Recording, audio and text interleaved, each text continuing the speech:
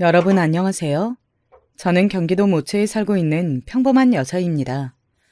저에게는 추운 겨울이면 유독 생각나는 인물들이 있답니다. 친할머니와 시어머니예요. 제가 집에서 삼남매 중에 둘째예요. 가운데에 딱 끼었죠. 위로 언니가 있는데 5살 차이가 나고 아래로는 남동생이 있는데 3살 차이가 납니다. 친할머니께서는 제 남동생을 무척 아껴주시던 분이었어요. 저 봐라. 기세가 얼마나 좋으니 자고로 어린아이는 저렇게 활달해야 맞는 것이다. 남동생이 천방지축으로 장난을 치는 모습을 보며 저렇게 말씀하셨을 때 저는 어이가 없었어요. 저에게는 언제나 뛰지 마라. 여자애가 경박하게 굴면 안 된다. 발 뒤꿈치 들고 걸어라. 조신하지 못하게 뭐하는 짓이냐. 이런 식의 꾸짖음만 자주 내려주시는 분이었거든요. 친정 부모님도 예전에 똑같이 제 남동생을 편애하셨답니다. 친정 아버지께서 오매불망 아들의 탄생을 기다려오신 분이라는 사실은 저도 익히 알고는 있었죠. 저의 인생에서 가장 오래된 기억은 이것입니다. 제가 아마 6살 때였나? 그랬었고 남동생의 생일쯤이었어요. 일가 친척들이 다 모여서 축하 인사를 남동생이 아닌 친정 아버지를 향해서 하고 있었죠. 그렇게 기다리던 아들, 눈에 넣어도 아프지 않겠다. 보기만 해도 배가 부르고 든든하겠어. 소원 성취 제대로 하고 나니까 아주 살만 나겠네. 친척 어르신들께서 그렇게 말씀하신 다음 저를 향해서는 묘한 눈길을 보내셨습니다. 너도 참, 안 태어났어도 됐던 자식인데 가운데 껴서 잘못 태어나는 바람에 꽤 고생이구나. 그게 얼마나 충격적이었으면 무슨 이야기인지 정확히 모르면서도 제가 정확하게 기억에 남겼을까요? 본능적으로 나쁜 이야기인 줄 알았고 그래서 울적하게 굳어 있었는데 그런 저를 보시고는 친정 아버지께서는 헛기침을 큼 하고 돌아서셨습니다. 어린아이가 그때 무슨 생각이 들었겠나요? 부모한테 버림받은 것 같은 기분이었습니다. 딱 그랬어요. 막 눈물이 날 것 같았는데 그때 친정 엄마께서 후다닥 달려오시더니 저를 감싸 안으셨습니다. 애가 다 알아듣는데 다들 못하시는 소리가 없네요. 너무들 하세요. 그러자 친척 어른들께서는 들어봤자 크면 기억 못할 거라고 하면서 가볍게 웃으셨습니다. 하지만 친정 엄마께서는 기분 나쁘다는 티를 지우지 않으셨고 왠지 당신들께서 사과를 해야 할 분위기처럼 느껴지신 것인지 점점 민망하다는 표정들이 되셔서 하나같이 제 친정 아버지 쪽을 힐끌거리셨어요. 마치 도와달라는 것처럼 말입니다. 여러분이 제 친정 아버지의 입장이셨다면 어찌하셨을 건가요? 당연히 처자식의 편을 들어주는 편이 가장 상식적인 그림일 것 같은데요. 멀찍이 자리를 뜨셨음에도 이쪽 상황을 당연하게 다 알고 계셨던 친정 아버지께서는 이윽고 이렇게 큰 목소리를 내셨습니다. 그래도 우리 둘째 딸 덕분에 내가 아들을 볼 수 있었던 거죠. 그러니까 둘째 딸이라는 것은 저희 집에서 꼭 거쳐가야 했던 관문인 거예요. 필요했던 자식이란 소리죠. 그러자 친척 어른들께서는 고개를 끄덕끄덕 하셨고 친정 엄마께서는 어이없다는 눈빛을 하신 채 저희 손을 잡고서 언니 쪽으로 데려다 주셨어요. 저는 친정 아버지의 그 발언이 시간이 지나 제가 자라날수록 제 가슴 속에서 커져만 갔습니다. 정말 곱씹을수록 이상한 말씀이라고 생각이 들었어요. 그렇지 않나요? 남동생을 얻기 위해서 어쩔 수 없이 꼭 거쳐가야만 했던 관문. 그게 바로 저였다뇨.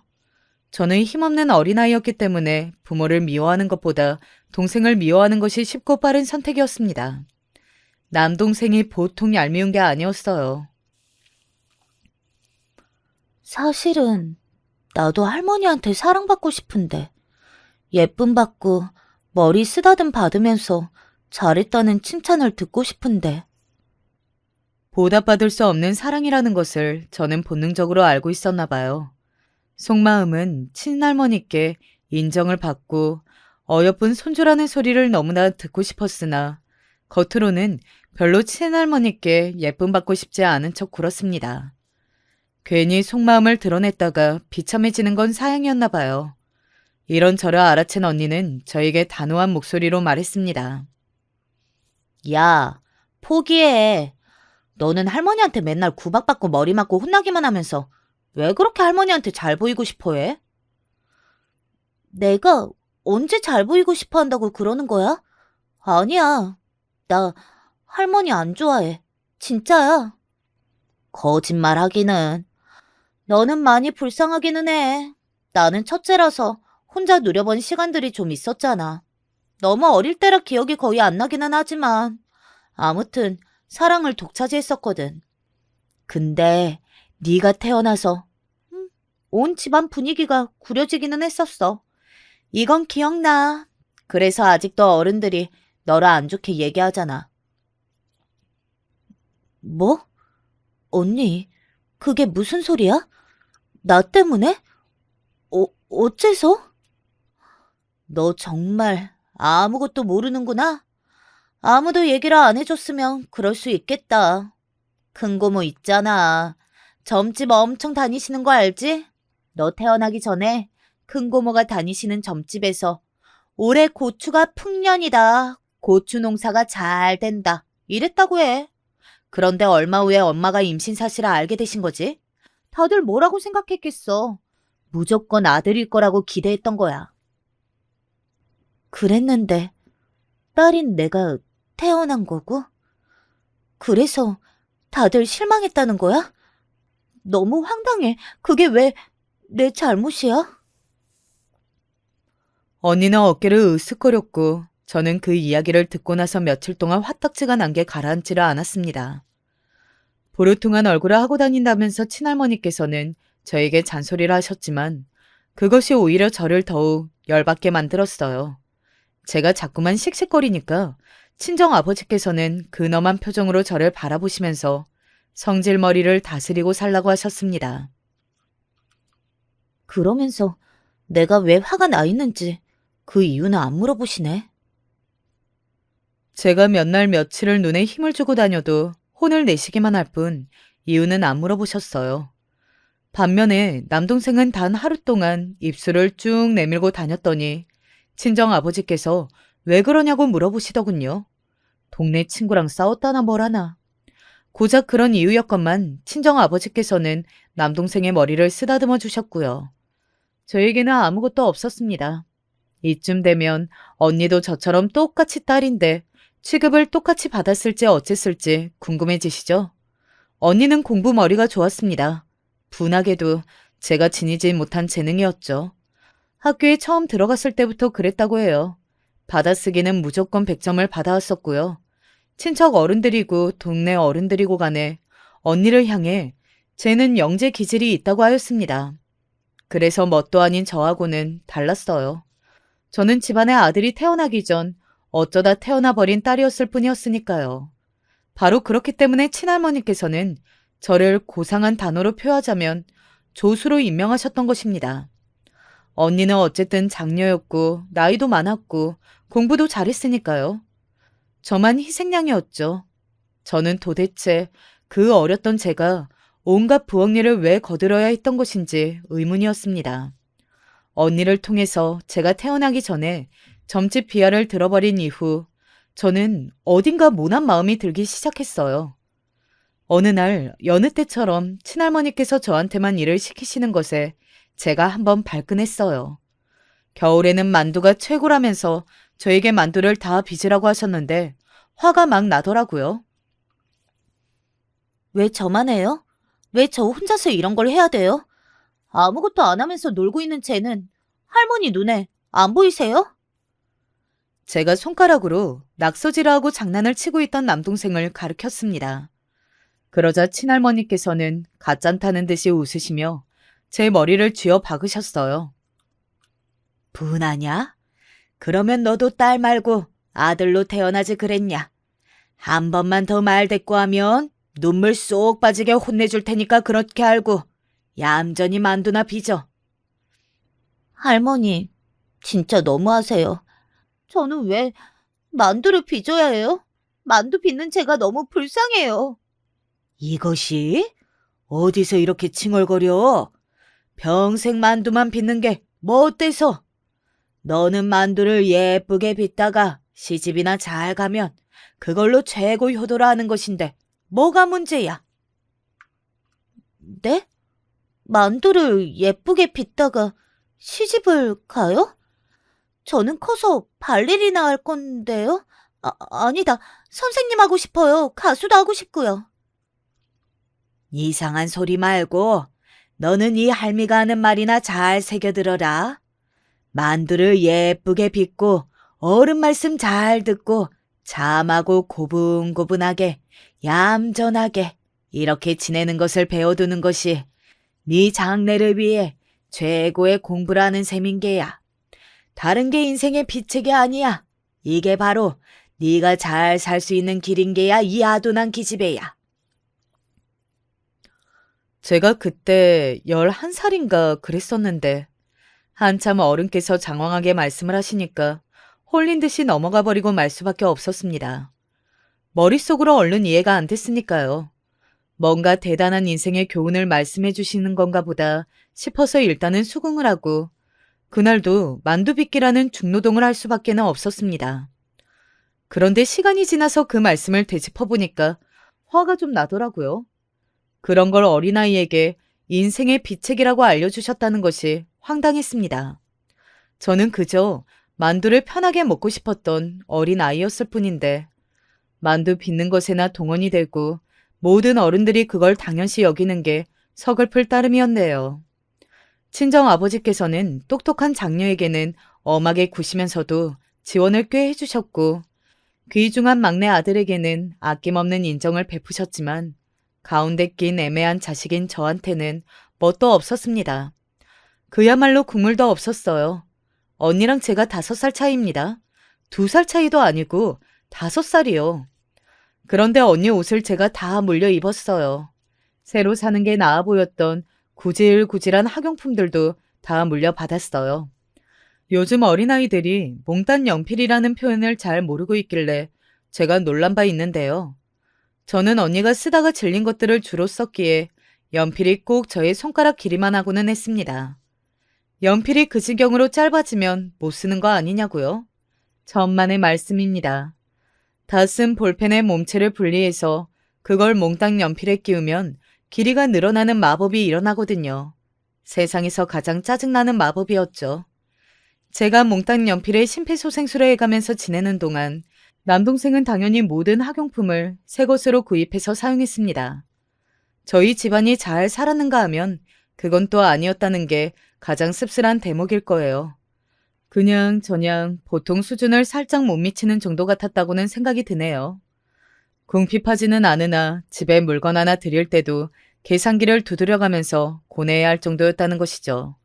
형편도 넉넉하지 않건만 그놈의 가족 모임, 그놈의 만두 빚기, 그놈의 각종 제사, 뭘 그렇게 많이 챙기고 살았던 건지 모르겠습니다. 물론 가난과 부라는 것은 언제나 상대적이기에 친정 엄마께서는 저희 집안의 사는 수준에 대해 만족을 하셨답니다. 그래도 내가 자랄 적에 비하면 너희들은 정말 풍족하게 사는 거야. 왜냐하면 외가가 좀 없이 사는 편이었거든요. 지금도 눈에 훤하게 그려지는 어린 시절 방문했던 외가의 모습은 큰 방 1개, 코딱지만한 작은 방 1개, 좁아터진 화장실 1개, 그리고 부엌 겸 거실이 있었는데요. 솔직히 거실이라는 글자는 떼야 한다고 생각합니다. 그냥 부엌 앞에 공간이 좀 있었을 뿐이에요.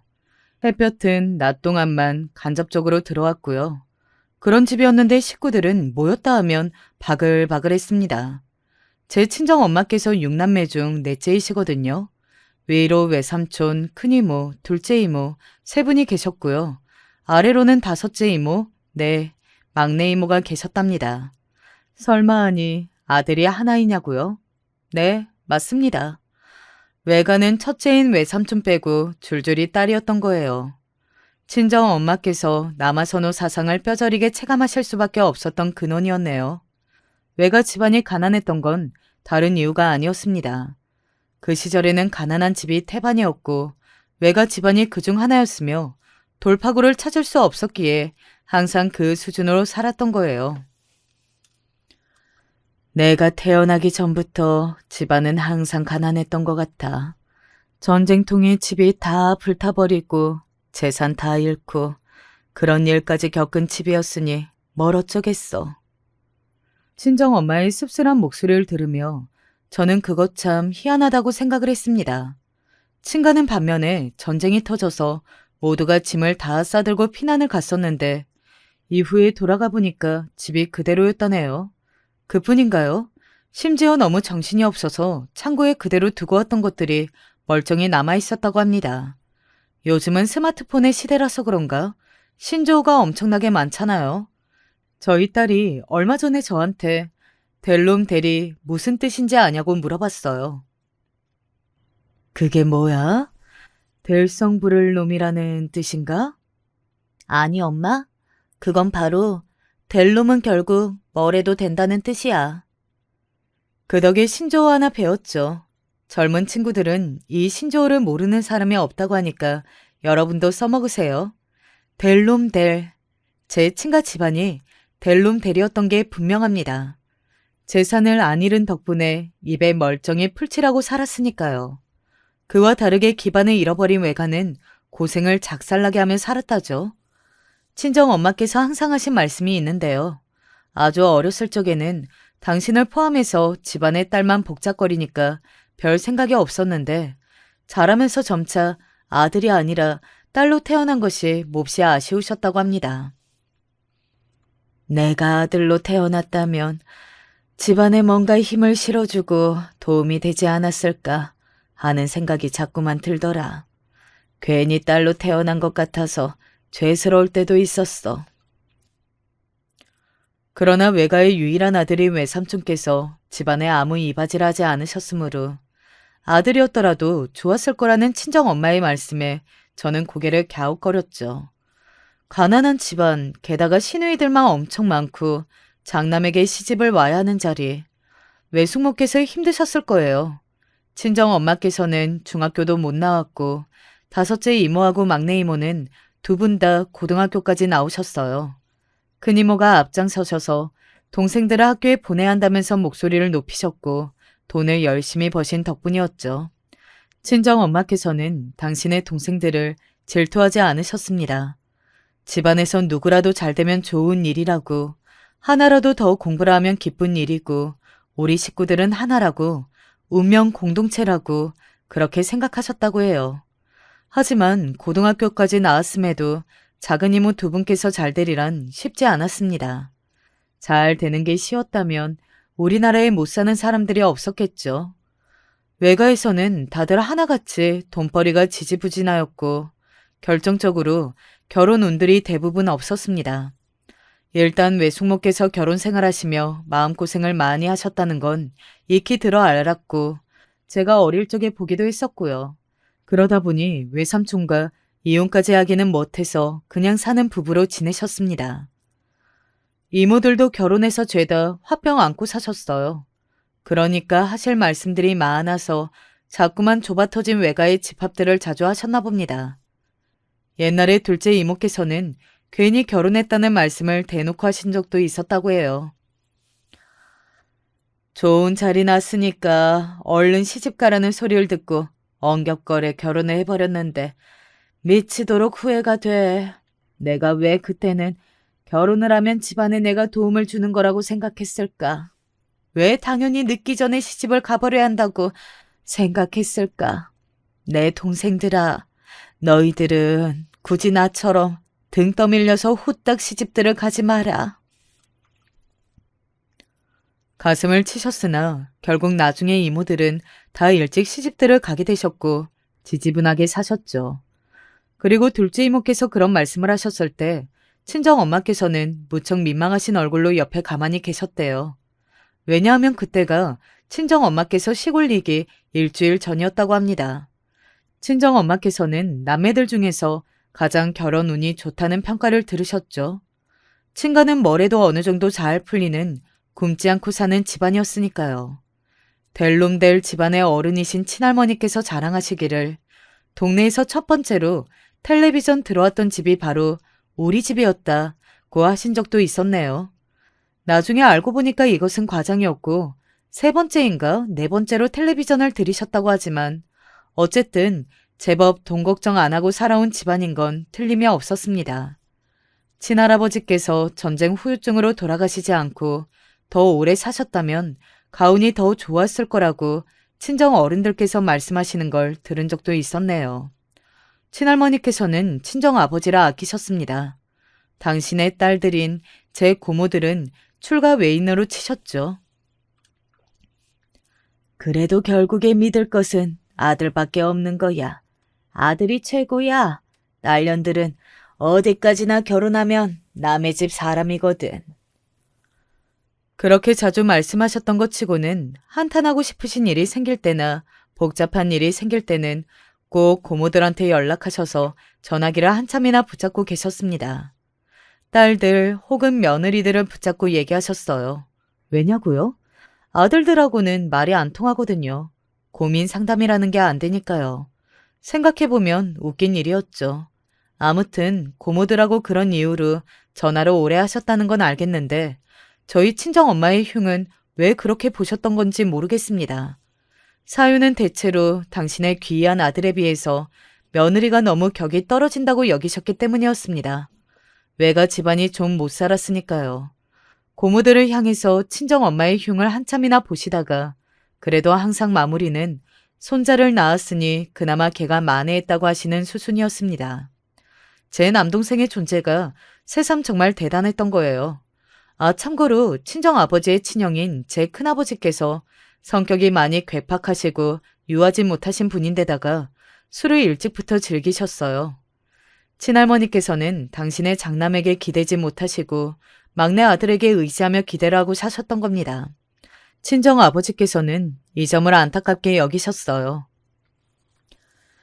옛날에는 꼭 우리 큰아들, 우리 집안의 기둥이라고 하시면서 형을 크게 의지를 하셨던 분인데 그러지 못하고 사시게 되었으니 어머니의 심정이 어떠실지 내 가슴이 다 저릿저릿하네. 내가 더 효도를 해드려야 하는데 항상 부족한 아들이라서 죄송할 따름이야. 친정아버지께서 그런 말씀을 하시는 걸 저는 몰래 듣고서 저도 모르게 똥 씹은 표정이 되었던 것 같아요. 도대체 친할머니께서 얼마나 더 많이 누리셔야 한다는 것인지 이해가 안 갔습니다. 자라면서 단 한 번도 친정아버지와 애착관계가 잘 형성이 된 적이 없었던 것 같아요. 처음부터 잘못 끼워진 단추 같았습니다. 저에게 온갖 일을 다 시키고 구박을 하시는 친할머니는 그래도 함께 시간을 보내는 부분이 많았는데 친정아버지는 사정이 달랐죠. 친할머니께는 속으로 나도 예쁨 받고 싶다는 생각이 항상 들었으나 친정아버지께 그런 생각을 품는 건 나이가 들수록 전혀 안 하게 되었어요. 친정아버지께서는 이미 딸 하나, 아들 하나 떡하니 있었으니 저 같은 여분의 자식은 필요 없었을 듯 싶었습니다. 엄마, 나도 아들로 낳아주시지. 왜 딸로 낳아주셨어요? 뭐? 왜 그런 소리를 해? 너 리본 머리끈 좋아하고 공주님 치마 좋아하잖아. 아들로 태어났으면 그런 거 마음껏 못하고 다녔을 텐데 딸로 태어나서 다행이지. 뭘 그래? 동생만 예쁨 받는 걸 계속 봐왔으니까 그렇죠. 걔는 아무것도 안 해도 예쁨을 받아요. 아들이어서 그렇잖아요. 할머니가 그러셨어요. 내가 아들이었다면 상황이 달라졌을 거라고요. 하필 나는 중간에 낀 딸이라서 구박이나 받고 잔소리나 듣고 사네요. 애가 못하는 소리가 없네. 그렇게 생각하지 마, 응? 엄마는 내 새끼들 똑같이 사랑해. 엄마가 부족해서 표현을 다르게 할 뿐이야. 울적한 저를 그나마 친정엄마께서는 종종 달래주셨어요. 그리고 저에게만 가끔씩 몰래 사탕 같은 걸 쥐어주셨습니다. 그게 뭐라고 저는 날아갔듯이 기뻤어요. 언니도 남동생도 받지 못한 오롯이 저만을 위하는 것이 있다는 게 아무리 그게 작은 것일지라도 행복했거든요. 그 정도로 저는 저만의 것을 못 누리고 살아온 바였어요. 친정엄마의 존재가 아니었다면 저는 집에서 못 버텼을 것이고 엉망진창으로 우울한 사람이 되었을 것입니다. 친정 아버지와 완전히 틀어진 일을 겪고 나서도 꿋꿋하게 잘 지냈던 이유이기도 했고요. 제가 중학교 입학을 앞두고 남동생과 싸운 날이었어요. 남동생이 먼저 까불면서 시비를 걸었습니다. 자꾸 그러면 혼내줄 거라고 제가 으름장을 놓았더니 남동생이 보인 반응이 대박이었죠. 나한테 자꾸 그러면 할머니한테 다 이른다. 할머니한테 누나 혼내주라고 그런다. 제가 머리 꼭지가 돌아버렸죠. 남동생하고 서로를 때려가면서 대판 싸웠습니다. 그런데 하필 딱 집에 들어오신 친정 아버지께서 그 광경을 보셨고 저를 무섭게 혼내셨어요. 너는 누나가 되어서 왜 솔선수범을 보이지는 못할 만정 유치하게 굴어? 왜 저만 혼내세요? 같이 싸우는데 왜 저한테만 이러시냐고요. 이게 어디서 눈을 부라리고 똑바로 말대답을 해? 저는 서러워서 씩씩거리면서 눈물을 흘렸고 그때 집 앞 슈퍼에 잠깐 나가셨던 친할머니께서 돌아오시자마자 제 뺨을 치셨습니다. 우리 귀한 손자 강아지 얼굴이 저게 뭐야? 네가 저렇게 해놨어? 그러고서는 버릇없게 대들기까지 하고 있었어. 태어나서 그렇게 서러운 적이 처음이었어요. 친할머니의 눈에는 당신의 아들, 손자만 보이시는가 보더라고요.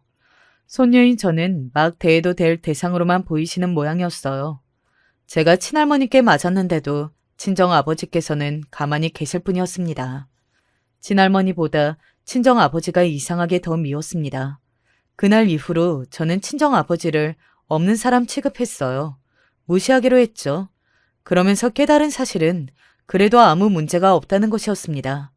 친정 아버지께서 저에게 말을 안 것이니까 무시하기로 한 저의 다짐이 드러날 일조차 없었던 거예요.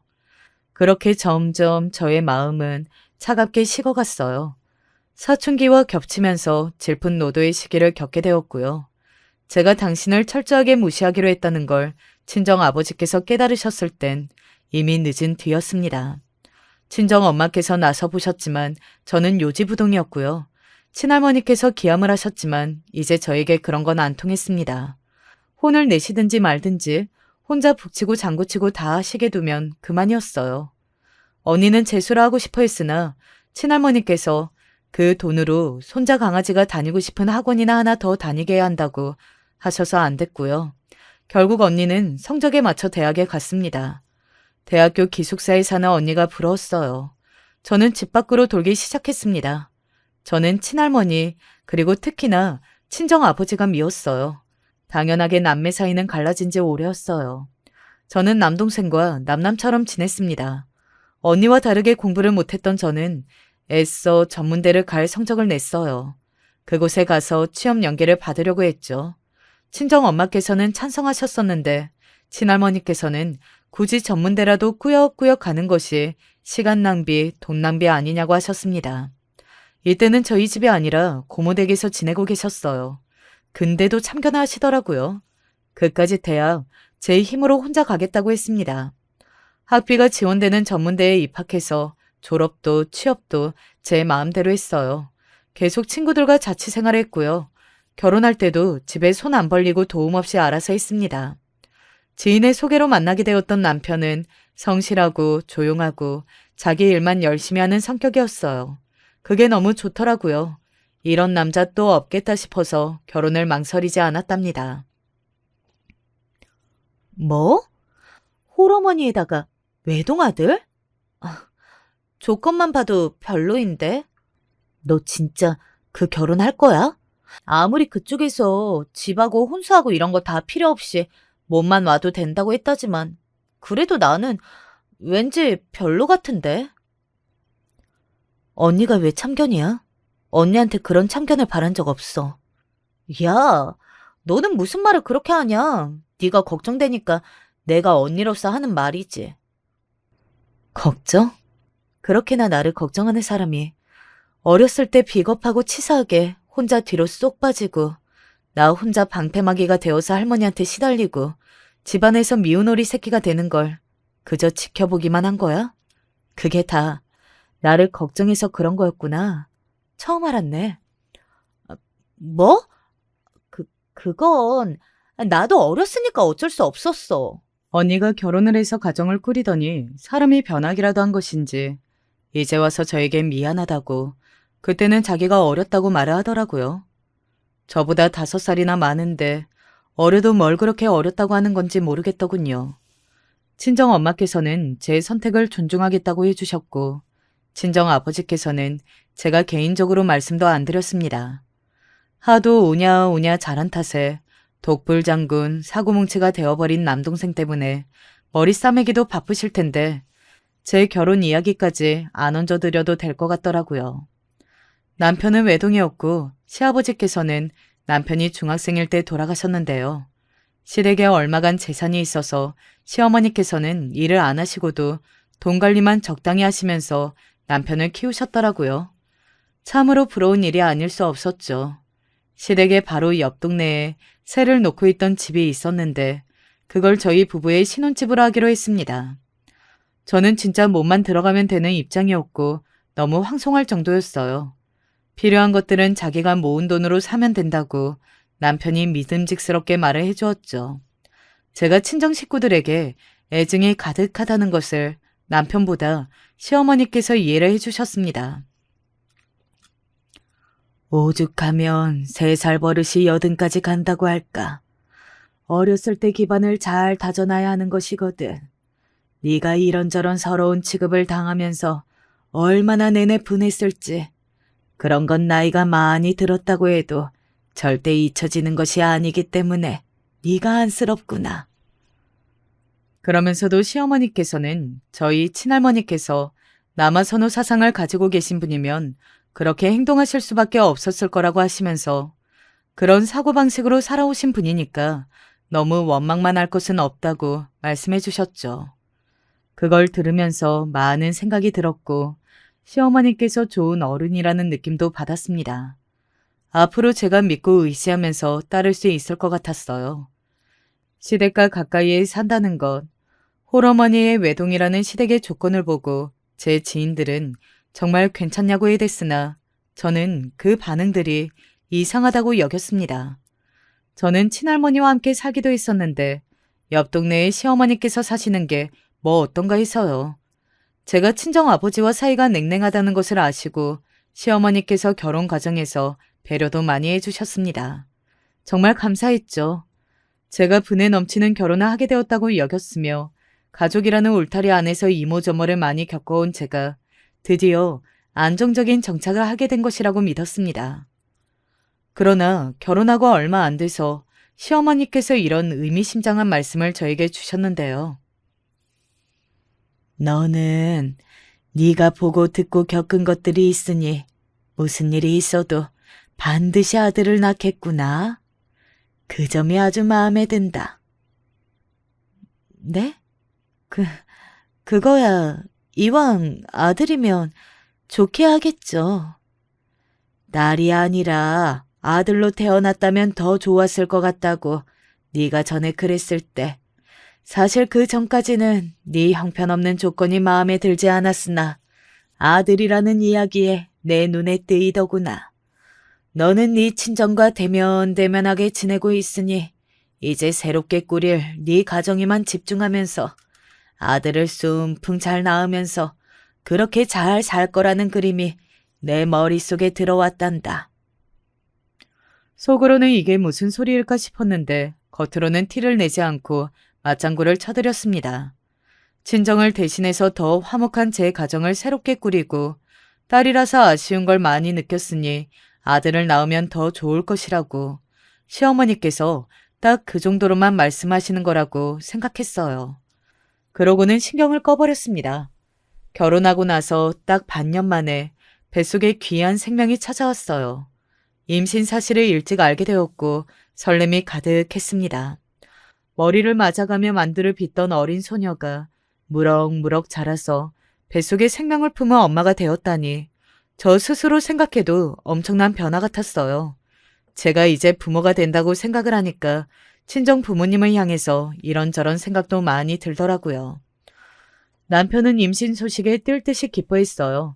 시어머니께서도 싱글벙글 하셨는데 얼마 후에 뱃속의 아이가 딸인 것으로 밝혀지자 웃음기를 거두셨습니다. 그래, 뭐든 첫판에 잘 되기란 힘든 법이지. 그렇게 말씀하시면서 제 임신 기간 동안 잘 챙겨주셨어요. 저는 왠지 모르게 눈치를 보게 되었으나 딸을 가졌다고 시어머니께 죄송해하는 것은 뱃속의 아이한테도 미안할 짓일 것 같아서 그러지 않기로 했습니다. 남편은 딸이라도 상관없다고 그랬고요. 그렇게 무사히 첫째 딸이 태어났어요. 첫째 딸은 아기 때부터 남편은 닮은 얼굴로 시어머니를 웃음 짓게 만들었습니다. 엄마를 안 닮고 자기 아빠만 닮았구나. 요 깜찍한 것. 시어머니의 반응에 저도 너무 행복했던 것 같아요. 드디어 제가 인생에서 뭔가를 해냈다라는 기분도 들었고요. 제 출산 이후 친정엄마께서는 바리바리 반찬을 나눠주셨고 통화도 자주 했어요. 그러면서 저는 친정아버지께서 저를 많이 궁금해하신다는 것을 자주 전해 듣게 되었으나 그런 얘기가 나오면 어색해서 괜히 화제를 돌렸습니다. 그리고 이듬해 둘째를 임신했어요. 첫째와 2살 터울이 될 예정이었으니 딱이라고 하시면서 시어머니께서 기뻐하셨습니다. 2살 차이 남매가 이상적이라고 하셨죠. 어쩌다 보니 성별 확인이 늦어졌는데요. 뒤늦게 둘째마저 딸이라는 게 드러나자 입을 다무셨습니다. 뭐든 쉬운 길이 없구나.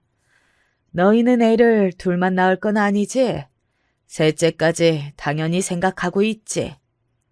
저희 부부를 향해 셋째를 입에 담으셨고 그건 아들을 낳으라는 뜻과 같았습니다.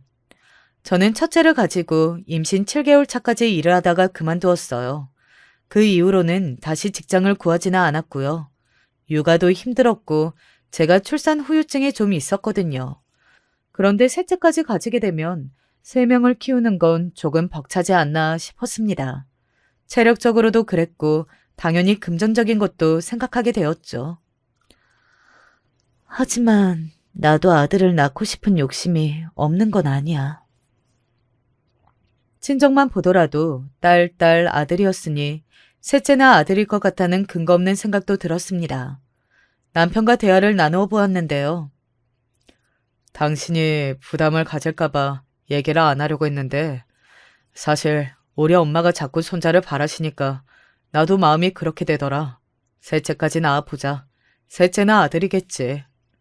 남편이 그렇게 말을 하는데 저도 그런 비슷한 생각을 했음에도 이상하게 서운하더라고요. 만삭의 배를 매만지며 이야기를 다 듣고 있을까봐 둘째 딸한테 미안하기도 했습니다.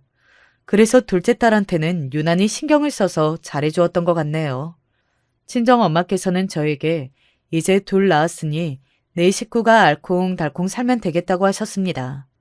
그 앞에서 제가 아들을 낳아야 해서요 라고 말씀을 드리기는 죽기보다 싫었어요. 아들 타령이 징그럽다고 외치면서 자라온 장본인이 저였으니까요. 그래서 셋째가 생기면 낳기로 했다는 식으로 돌려 말씀을 드렸습니다. 제가 그러고 사는 동안에 남동생은 원래 결혼하기로 했던 여자 말고 다른 여자하고 갑자기 결혼을 했어요.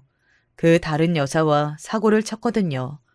원래 사돈을 맺으려던 집안에 사죄를 드리고 나서 친정 아버지께서는 분노로 남동생의 싸대기를 치셨다고 해요. 남동생을 때리시다니. 제가 그거 듣고 안 믿겨서 친정 엄마께 그게 정말이냐고 몇 번이나 확인을 했을 정도였네요.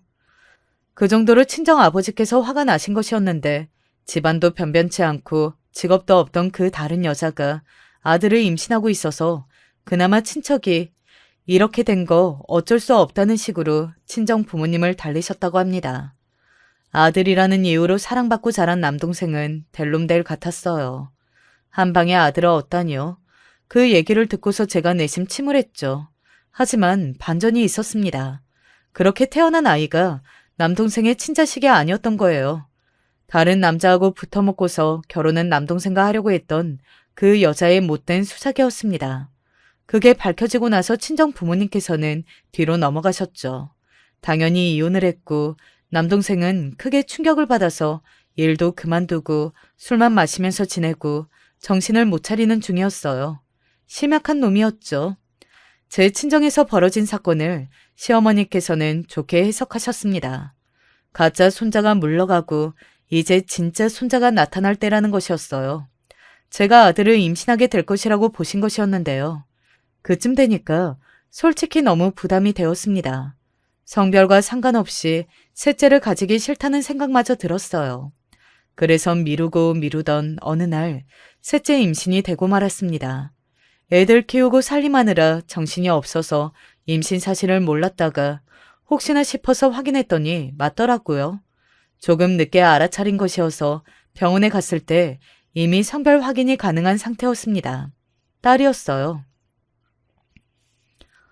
어머님, 병원에서 셋째도 공주님이라고 해요. 뭐야? 아유, 이럴 수가. 너도 정말 재수가 더럽게 없고 재수도 더럽게 없구나. 공주님은 무슨... 실망하실 것 같기는 했지만 예상보다 더 격한 반응을 보이시는 시어머니 앞에서 제가 깜짝 놀랐습니다. 머릿속으로는 내가 무슨 잘못이 있겠어? 라고 생각을 하고는 있었는데 마음이라는 게 괜히 괜스러웠고 슬펐습니다. 머리를 맞으면서 만두를 빚던 때로 돌아간 것만 같았어요. 저를 구박하셨던 친할머니께서는 이제 치매가 시작된 상태였죠. 고모께서 돌보고 계시는 와중이었는데 머지않아 시설에 들어가실 것 같다는 얘기를 얼핏 들었습니다. 아등바등 살아봤자 말로가 어떻게 될지 모르는 게 인생 같았고 딸을 또 가졌다고 해서 제가 죄책감을 가진다는 게 우스운 것 같았어요. 그런 생각으로 힘을 냈습니다. 뱃속의 셋째에게 미안해서라도 더 잘 지내고 싶었어요. 셋째가 딸이라는 게 드러난 이후 왠지 모르게 남편과는 서먹해져 있었습니다. 그러자고 해서 그렇게 된 게 아닌데 대화가 줄었고 각자 아이들하고만 얘기를 잘했지 부부끼리 얘기는 잘 안 하게 됐어요. 어디서부터 잘못된 것인지 저도 모르겠더군요. 배는 불러오고 속은 답답했습니다. 그러던 어느 날 아이들을 어린이집에 보내고 나서 빨래를 개고 있다가 갑자기 확 울컥함이 몰려왔어요. 임신 호르몬 때문인 듯 싶었죠. 그래서 저는 오랜만에 종이와 펜을 찾았습니다. 서러운 기분을 솔직하게 담아서 남편에게 편지를 썼어요. 이런저런 말을 쓰고 소고기가 먹고 싶다는 투정도 애교스러운 문자로 썼습니다. 미국소, 호주소 말고 한국소로 먹고 싶다면서 적은 뒤에 하트 표시도 해놨고요. 남편과 알콩달콩하게 지냈으면 좋겠다는 마음을 아는 채 저는 잠이 쏟아져서 개던 양말을 손에 그대로 쥔 채로 소파에 기대서 깜빡 졸았어요. 그러다가 문득 찬 기운이 느껴져서 눈을 떴는데 어느새 시어머니께서 와 계셨고 제가 쓴 편지를 읽고 계셨습니다. 소고기? 그것도 한우? 한우가 질리도록 먹고 싶다고? 이게 진짜 너는 양심이라는 것도 없니? 염치라는 것도 없어? 어머님, 그건 그냥 제가 투정 부리고 싶어서 쓴 거예요. 투정? 너는 새까지 줄줄이 딸년만 품고도 투정을 부릴 생각이 들듯 해도 너무하는구나. 딸년이라뇨. 어머님, 말씀이 지나치십니다. 이런 분이실 줄 몰랐네요. 놀랍고 실망했어요. 나야말로 너한테 놀랍고 실망한 사람이야. 이거 왜 이러니? 내 아들이 뼈 빠지게 번 돈으로 집에서 판판이 노는 주제에 한우를 먹고 싶다고 노래를 부르는 꼬라지까지 내가 봐야 한다니. 제가 뭘 판판이 놀아요. 아이는 다른 사람이 낳았나요? 다른 사람이 키웠나요? 살림도 다른 사람이 했어요? 그거 다 제가 한 거예요. 어머니께 제 꼬라지 별로 저도 보여드리고 싶은 마음 없었습니다. 어머니께서 불쑥 찾아오신 거잖아요. 아들 낳는 게 중요한 걸 잘 알 것 같아서 너를 며느리로 들인 것인데 번번이 실망만 안기는 데다가 갈수록 가관인 너를 대체 내가 왜 참아줘야 할까?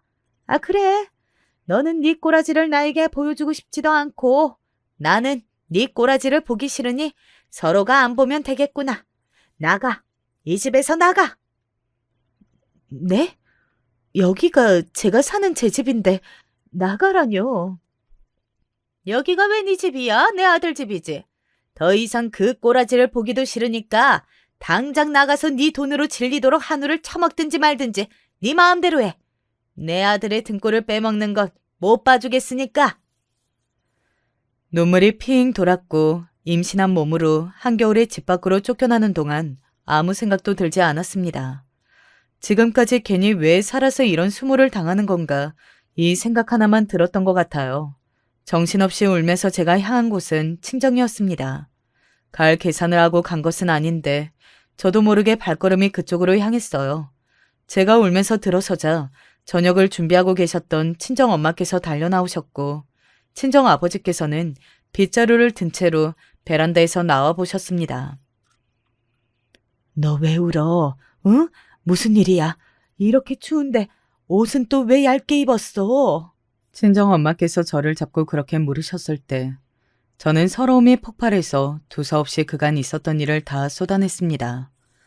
저도 제가 무슨 정신으로 어떻게 말을 했던 건지 모르겠어요. 그냥 입에서 말이 다다다 쏟아져 나가더라고요. 친정 엄마께서는 슬픈 얼굴로 저를 안아주셨고 바로 그때 친정 아버지께서는 방으로 달려가 차키를 챙겨 나오셨습니다. 게다가 있었던 건지도 모를 남동생도 씩씩거리면서 친정 아버지를 따라서 함께 집 밖으로 나가버렸어요. 방구석에 술병과 널브러져 있던 남동생이 제가 울면서 큰 소리로 늘어놓은 이야기를 다 들어버린 것이었습니다. 이게 무슨 일인가 싶어서 친정 엄마와 저는 어느새 어안이 벙벙해져 있었어요. 설마 무슨 사달이 나는 건 아닐까 싶었는데 우선 밥부터 먹으라고 친정 엄마께서 그러셔서 일단은 식탁 앞에 앉았습니다. 밥이 잘 안 넘어가더라고요. 그런데 잠시 후 친정 아버지께서 남동생과 돌아오셨는데 제 딸들과 함께였습니다. 어린이집에 들려서 아이 데리고 왔다. 무뚝뚝한 말씀으로는 설명이 다 되질 않았죠. 친정 아버지께서는 한숨을 쉬시며 방으로 들어가셨고요. 지저분한 머리와 수염을 한 남동생에게 하는 수 없이 시선을 던졌습니다. 그러자 남동생이 멋쩍게 말을 하더군요.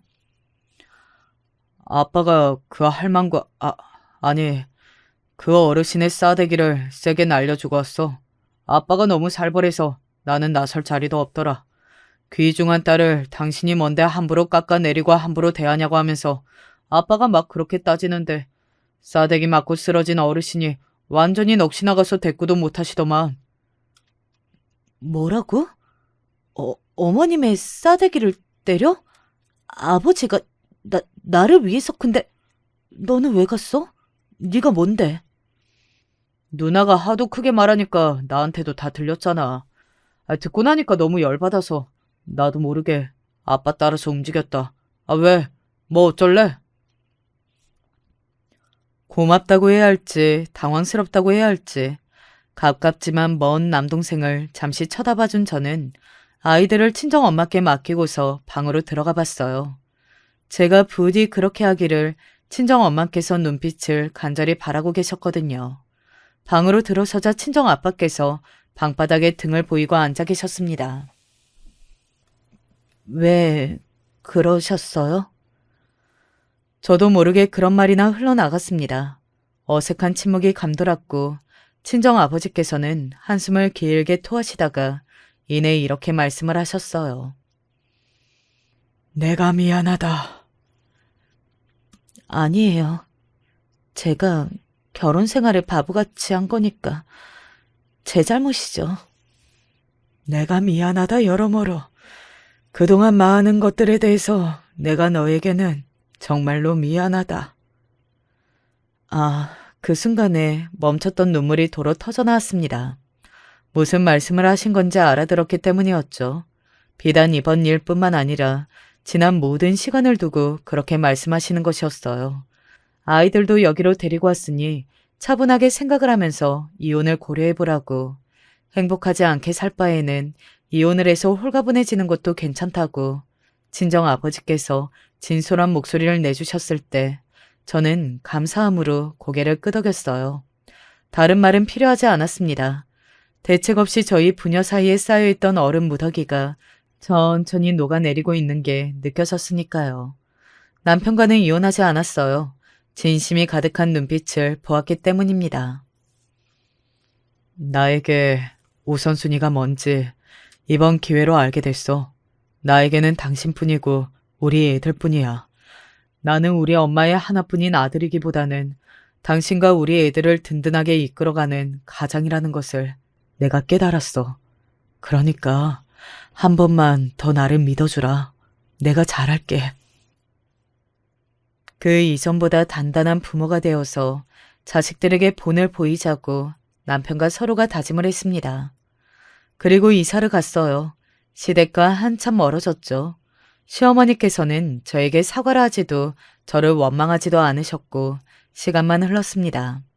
그러다가 셋째가 태어났을 때 시어머니께서 찾아오셔서 이렇게 말씀을 해주셨죠. 나도 이제 세상을 달리 보면서 그렇게 좀 살아보려고 한다. 할머니가 너무 꽉 막혀 있으면 손녀 공주님들이 안 좋아할 것 같거든. 제 눈치를 살피시는 시어머니께서 많이 수척해지시는 것을 깨닫고 저는 조용히 미소를 지으며 고개를 끄덕여 드렸습니다. 그러자 시어머니께서는 이내 눈물이 고인 눈으로 저를 바라보시며 들릴 듯 말 듯 작은 소리로 고맙다고 하셨습니다. 그 이후로는 적당히 무난한 고부관계를 유지하며 살게 되었죠. 이유는 제가 아니라 언니가 했고요. 형부하고 걸핏하면 싸운다고 하더니 결국 그럴 줄 알았습니다. 3남매 중에서 이혼 안 하고 멀쩡히 사는 건 저뿐이었어요. 남동생은 제 첫째 딸이 커가는 모습에 애들은 정말 빨리 크는구나 하면서 놀란 눈치더니 머리 정리하고 수염 깎고 술을 멀리 하면서 다시 정신을 차렸습니다. 조카들에게 안 쪽팔리는 어른이 되고 싶어져서 라는 게 이유라고 하더군요. 정말 다행이었죠. 친정 아버지와는 시간이 흐를수록 부드럽게 잘 지내는 관계가 되었어요. 참 감사한 일이 아닐 수 없다는 생각으로 살아가는 행복한 일상입니다. 안녕하세요. 저는 신도시에 살고 있는 30대 주부인데요. 결혼할 때도 쉽지 않은 일들이 여러 개 들이닥쳤지만 무난히 이겨내고 잘 결혼했다고 생각했거든요. 그런데 상황이 그렇게 녹록지 않은 거예요. 여기 계신 분들도 어릴 때 본인 부모님의 시집살이라든지 뭐 이런 복잡한 관계를 목격하며 자라신 분들 있으실까요? 대부분 이런 흐름이 바뀐 것이 오래지 않았으니 많은 분들이 공감하실 것 같은데요. 제가 어릴 때는 툭하면 엄마가 이런 말씀을 하셨는데 나중에 제가 결혼해보니까 비슷하게 공감이 되더라고요. 난 진짜 니네 할머니나 고모 그리고 큰엄마랑 작은엄마들만 아니면 니네 아빠랑 싸울 일 없어. 대체 싸울 일이 뭐가 있냐? 하여간 정연이 너는 결혼하지 마. 하지 말고 그냥 혼자 살아도 아무런 문제 될 거 없어. 이렇게 결혼하지 말라고 몇 번이나 쐐기 박으실 정도로 엄마는 꽤 피곤한 생활을 하셨어요. 엄마의 삶을 보며 전 절대로 저런 시집살이를 하지 않겠다고 마음먹었고요. 그런데 그게 사실 그렇게 마음처럼 되는 게 아니잖아요. 제 청춘의 한 어느 때에 딱 나타난 사람이 있었으니 외모로는 눈을 완전히 뺏길 만한 그런 한 오빠가 있었어요. 그 사람이 지금 제 남편이 되었고요. 역시 연애 때 좋아서 죽자고 쫓아다닐 때랑 결혼해서 양가 다 등에 업고 한 가족이 될 때의 차이는 아주 크더라고요. 남편은 툭하면 자기네 가족들과 어울려 다니길 원해서 이걸로 한두 번 싸운 게 아니었어요. 저희 엄마는 그러게 넌 굳이 왜 결혼을 해서 그 고생을 하냐고 하시더군요. 엄마 말을 들으면 자다가도 떡이 나온다고 했어 안 했어? 넌 이제 니네 시댁욕 같은 거 나한테 하지 마. 난 분명 말렸어. 정서방도 정서방이지. 네가 선택해놓고 나한테 남편이 어쨌니 시어머니가 어쨌니 얘기하지 마. 아휴 아주 듣는 걸로도 그냥 스트레스야. 엄마가 이렇게 선포하는 바람에 전 더 이상 엄마에게 푸념도 늘어놓지 못하게 되었죠. 그런데 초반엔 어머니랑 좀 안 맞는 듯해서 힘들었지만 지나면 지날수록 이상하게 손이 동서인 형님이 절 건드리더라고요. 아주버님은 좀 강한 성격이긴 하지만 은근히 형님한테 맞춰주는 성향이 있었어요. 나중에 알고 보니 다 원인이 있었어요. 어머니가 말씀하시다가 실수를 하셨고 그게 드러나자 형님은 표정이 엉망이 되어선 엄청 날카로워지더라고요. 아무튼 예전에 그 예지인가 걔만 아니었더라도 아이고, 아유, 참, 내 정신 좀 봐. 이게 무슨 이름인지 뭔 상황인진 모르겠는데 어머니는 바로 입을 손으로 확 틀어막으시고 아주버님은 귀까지 빨개져서는 다른 곳을 보더라고요. 형님은 눈이 막 불같이 화르륵 타오르는 듯 하더니 그대로 가방을 들고선 먼저 나가버리셨고요. 나중에 남편한테 물어보고 납득을 했어요. 그게 형이, 참. 엄마는 왜 그런 말실수를 해가지고 진짜.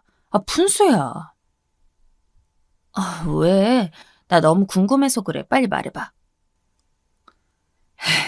예전에 신혼 초에 좀 사고를 친 게 있어. 같이 일하던 여직원이랑 그때 이혼하냐 마냐 난리였지. 아이고, 듣고 보니 아주버님이 정말 100번, 1000번 잘못한 게 맞더라고요. 우리 형님 입장에서 남편이랑 그때 애도 없을 때인데 이혼할 법도 했어요. 그런데 하도 싹싹 빌고 하다 보니 다 눈 감아주고 저렇게 애기까지 갖게 된 것이더라고요. 저기도 애가 잘 안 들어서서 고생했고 그때 어머니가 또 자기 아들 편을 드시는 바람에 난리도 아니었대요. 이렇게만 보면 우리 형님도 참 짠하고 안 됐는데 그렇게 생각할 틈을 안 주도록 본인도 약간 진상이더라고요. 이게 무슨 일이냐면 저랑 형님은 각각 늦게 임신을 했어요. 먼저 형님이 애를 낳았고 좀 지나서 저도 겨우 아기가 들어섰고요. 사실 상황만 이렇게 서술해 놓고 보면 아주 간단 명료하고 별일이 아닌데요. 그렇게 되는 동안 엄청난 전쟁이 일어났어요. 거의 이땐 인연을 단절하고 네가 죽거나 내가 죽어야 살겠다 싶은 상황까지 가게 되었는데요. 어지간해서 형님 동서 사이가 안 좋다는 건 알고 있고 저는 초기부터 우리 형님이랑 잘 지내려는 생각이 강했어요.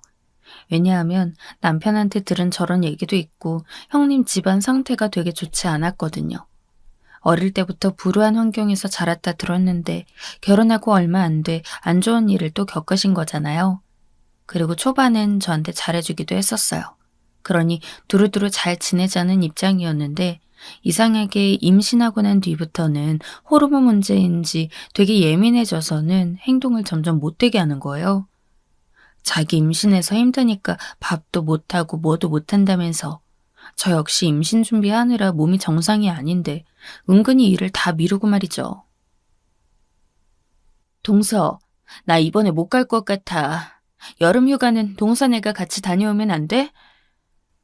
솔직히 나 어머니랑 같이 있는 거 불편하고 스트레스 너무 심해서 견디기 힘들어. 이번엔 동서가 좀 희생해라, 응? 거의 일방적으로 명령하듯 이렇게 말하는데 제가 길게 말할 게 없는 거예요. 도통 뭐라 말해야 할지도 모르겠고 저도 몸 상태가 좋은 건 아니었는데 그해 여름 어머니 모시고 여기저기 다녔죠. 그런데 또 되게 얄미운 게 저희 딴은 최선을 다해 어머니를 모시고 다녔고 어머니가 그걸 단톡방에 자랑하셨거든요. 그랬더니 형님이 뭐라고 하는 줄 아시나요? 어머나, 그럼 동선이랑 이제 여행 자주 다니면 되겠어요. 전 그런 센스가 없어서 동서라도 어머니께 잘한다니 다행이에요. 이제 여름이나 겨울이나 계절 바뀔 때 모든 행사 다 동서네랑 다니시면 어머니도 만족스럽고 너무 좋겠네요. 이렇게 말하는데 정말 화딱지 나는 거예요. 나는 땀을 줄줄 흘려가면서 음식들 이고지고 다니며 어머니 사진 찍어드리고 얼마나 고생을 했는데요. 원래 온 가족 다 같이 가자는 걸 형님이 끝내 못 간다고 빠졌고 임기응변으로 제가 그렇게 다녀드린 것뿐이란 말이에요. 생각할수록 너무 기분 나쁘고 당한 것 같은 느낌이 들어 진짜 화났어요. 그래놓고는 애기 낳고도 단톡방에 몇 날 며칠을 애기 사진을 올려가며 자랑을 해대고 또 어머니도 장손이 태어났다고 엄청 좋아하시더군요. 형님은 거기서 또 묘하게 말장난을 치고 있는데 대체 왜 가만히 있는 나까지 자꾸 건드리면서 약을 올리나 싶었죠. 그쵸, 어머니? 역시 이러나 저러나 장손이 최고예요. 서방님네도 애기 나중에 낳으시겠지만 그래도 장손 사랑은 잊으시면 안 돼요? 이런 말을 자기들끼리 하면 좋을 것을 어머니 포함 5명의 시댁 식구가 있는 단톡방에서 그렇게 다 들으라는 듯 말할 필요가 있나요? 정말 너무 얄밉고 얄미워서 안 그래도 꼴보기 싫어 죽겠는데 매일같이 본인 애기 움직이고 눈 뜨고 감고 자고 먹는 사진을 올리더라고요. 그러면서 어찌나 장손을 강요하던지 어느 순간부터 저는 단톡방 알림을 꺼두고 안 보게 되었어요. 그래서 한동안 형님이랑 왕래도 없고 저희도 나름 바쁜 시간들을 보내고 있었는데요. 이 와중에 저도 몸이 되게 안 좋아서 일을 쉬게 되었어요. 원래 쭉 해오던 직장을 그만두려니 아쉽긴 했지만 무엇보다도 우리 부부에게 있어 가장 중요한 건 아기였거든요. 고민 엄청 많이 하고 그만뒀고 엄마도 되게 뭐라고 하셨어요. 애기가 생길 거면 생기고 안 생길 거면 안 생기겠지. 그렇게 힘들게 들어가 놓고 왜 그만둬? 그냥 일해. 애기 안 낳는다고 큰일 안 나. 니네 형님이 장손 낳았다고 그렇게 유세 부리고 다닌다며. 그럼 실컷 그 집 장손 잘 키우라고 해. 뭐하러 남의 집 자손 낳아주는데 목숨을 거냐?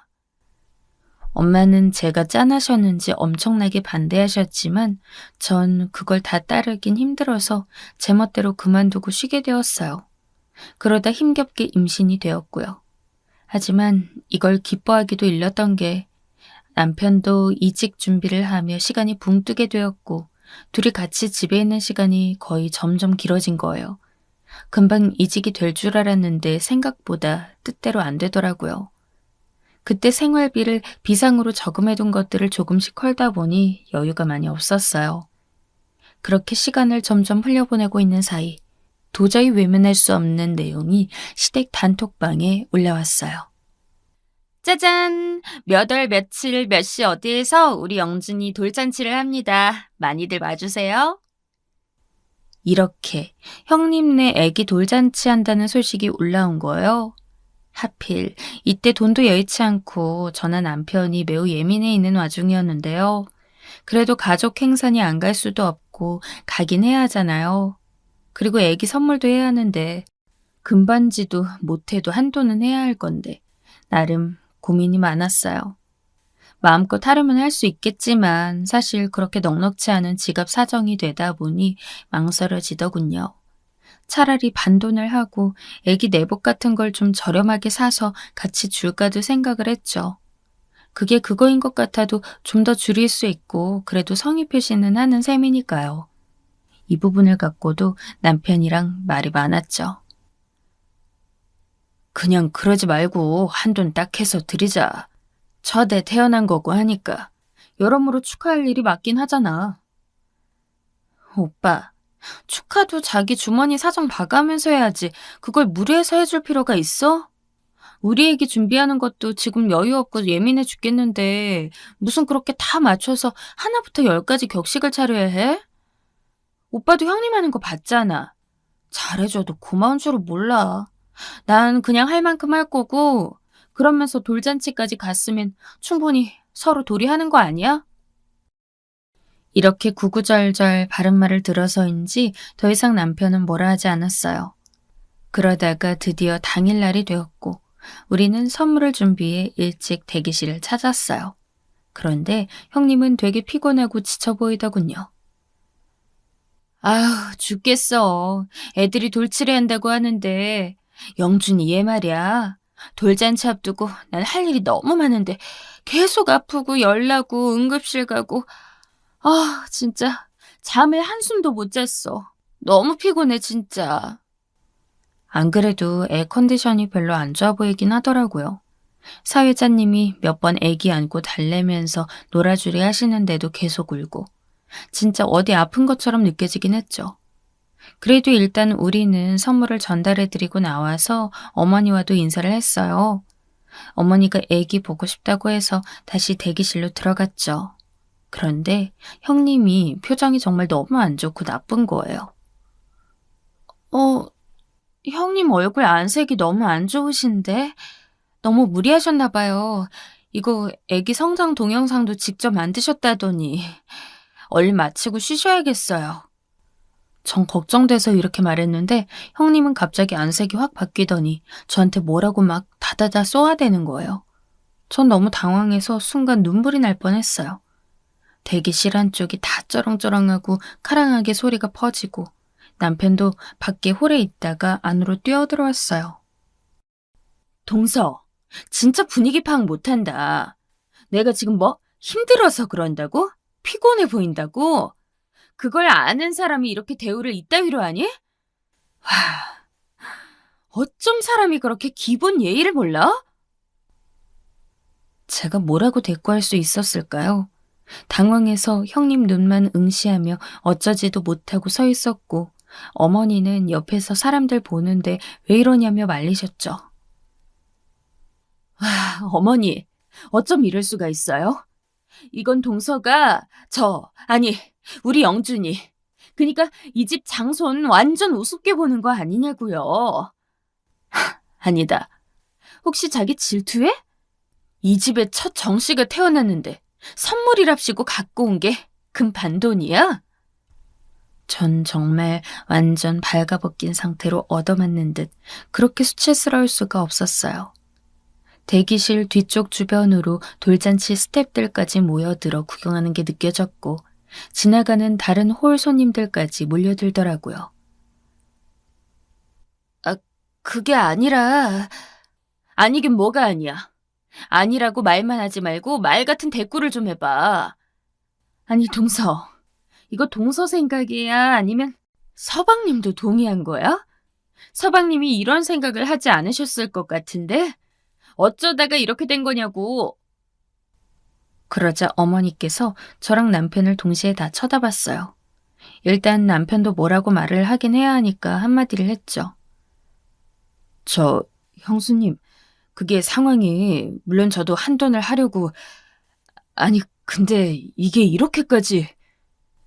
그런데 형님은 거기서 말을 딱 잘라버렸어요. 거봐! 서방님은 그런 생각 아니었네. 그럼 동서가 생각한 거야? 와, 진짜. 동서 바보 아니냐? 사람이 선물을 이런 식으로 할 거면 그냥 안 하는 게 나은 거야. 왜 어줍잖게 해가지고 욕을 들어먹고 있어? 예전부터 동서 융통성 없는 건 알았지만 진짜 일머리도 어지간히 없다. 형님은 아무리 피곤하고 예민해 있다지만 진짜 말 한두 마디 조금도 가리지 않고 쏟아붓더라고요. 전 너무 민망하고 수치스러워서 눈물이 뚝뚝 떨어졌고 보다 못한 남편이 말을 했어요. 형수님, 네, 죄송합니다. 생각이 좀 짧았어요. 그러자 형님은 또 그 사이를 갈라서 굳이 구분 짓는데 이거 완전히 이간질하는 건가 싶더라고요. 아니죠. 왜 서방님이 사과를 하세요? 이건 서방님 잘못 아니에요. 제가 볼 땐 동서가 예전부터 제가 애기 먼저 가진 것 같고 질투하는 것 같더라고요. 그렇잖아. 내가 가족방에 우리 영준이 사진 올리면 대답 안 하는 거 동서뿐이었잖아. 그렇게 꼴 보기 싫었어? 그래놓고 또 축하는 한다고 온 거야? 진짜 사람이 딱 하나만 할 것이지. 싫어할 거면 마음껏 싫어해. 왜 어줍잖고 우습게 축하는 또 한다고 했냐고. 정말 사람을 면전에 두고 이렇게 난도질을 할 수 있는 건지. 입고 있는 원피스 위로 눈물방울이 굳게 뚝뚝 떨어지는 바람에 전 움직이지도 못했어요. 끝끝내 남편이 그냥 무마시키고 절 데리고 나갔는데 진짜 못 견디겠더라고요. 나 홀 안에 안 들어갈 거야. 이대로 집에 갈 거야. 정윤아, 그냥 가면 어떡해. 이러면 다들 더 불편해지잖아. 형수님 원래 좀 성격이 세잖아. 봐봐, 내가 형수님 성질 아니까 너한테 그냥 한돈 하자고 했던 거야. 일단 좀 화가 나도 자리에는 앉아있어 보자. 나중에 또 너 갔다고 트집 잡으면 어떡해. 이런 말을 듣고 있자니 너무 치사하고 더러워도 자리는 차지해야 할 것 같아 앉아있었는데요. 저는 이때 그냥 가는 게 맞았던 것 같아요.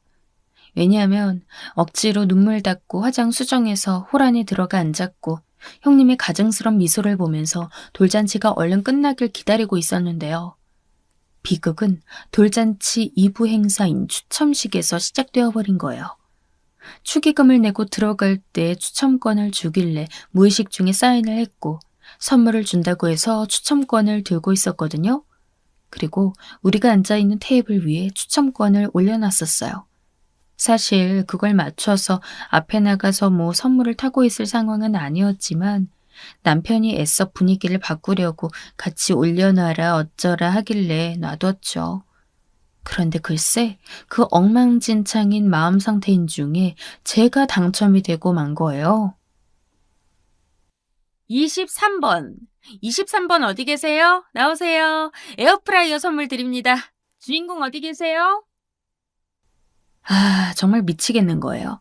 하필 이때 남편은 전화 받으러 자리를 비웠기 때문에 전 뭘 어떻게 할 수 없는 상황이었거든요.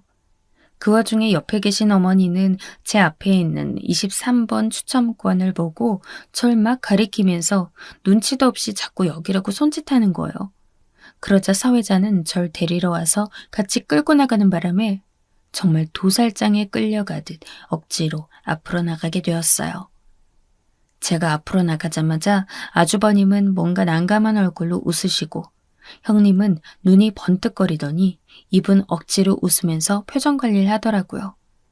그래서 사회자가 저를 그 옆에 나란히 세워놓고는 말하는데 마음 같아선 당장 도망 나가고 싶었어요.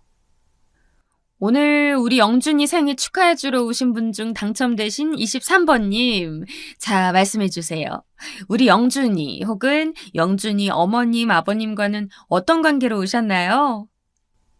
이렇게 생글생글 웃으며 말하는데 전 입술을 지그시 깨물며 억지로 표정 관리를 하며 말했어요. 저 작은 엄마입니다.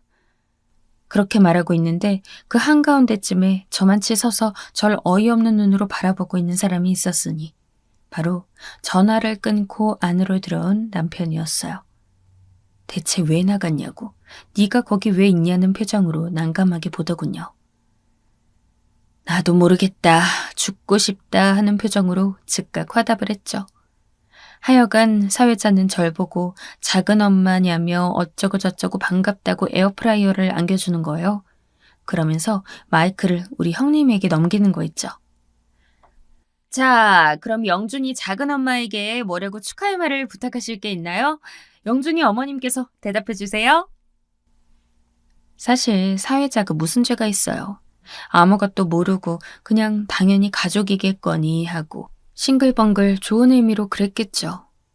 그런데 형님도 어찌 보면 사람이 참 멍청한 게 이렇게 대외적으로 자기 동서 개망신 주면 자기 이미지는 좋아지나요?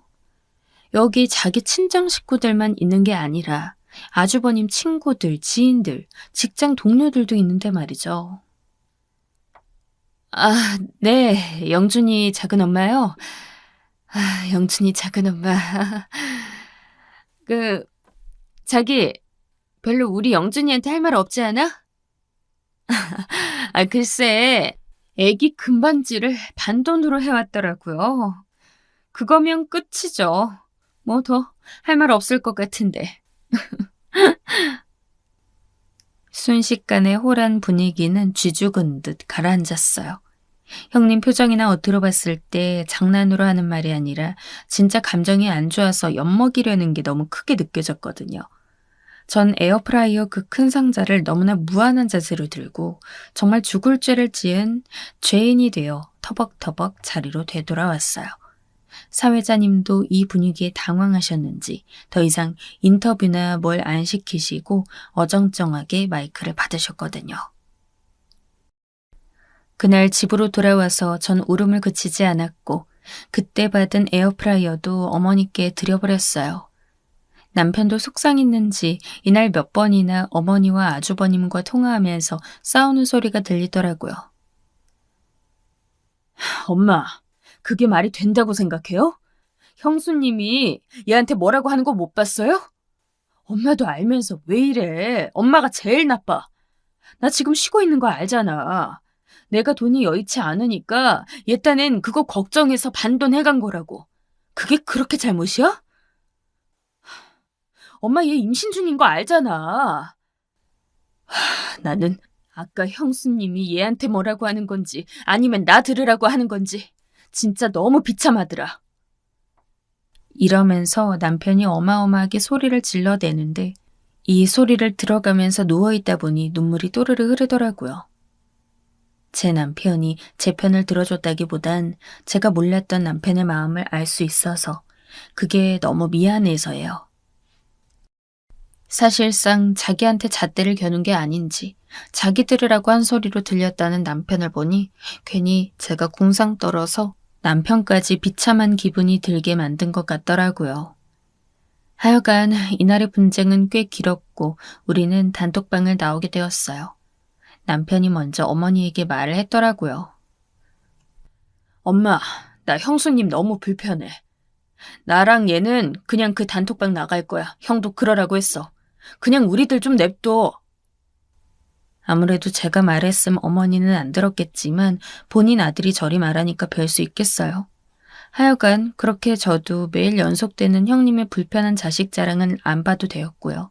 그리고 저희도 드디어 출산을 했어요. 아이고, 잘했다. 참으로 고생 많았구나. 그저 우리 정민이가 아주 고생을 했구만. 이 와중에 제가 꼬인 건지 몰라도 어머니는 본인 며느리가 어렵게 노력해서 별걸 다 해가며 노력한 건데 그걸 또 아들 도구로 보고 있더라고요. 잘못된 건 다 며느리 탓. 금반지 반돈을 해가서 싸움을 낸 것도 며느리 탓이고 아기를 무사히 출산한 것도 다 아들이 잘나서 이런 식으로 몰아가시니 너무 불편했어요. 하지만 전 형님만으로도 머리가 아프니 어머니라는 덤까지 문제 삼고 싶지 않았어요.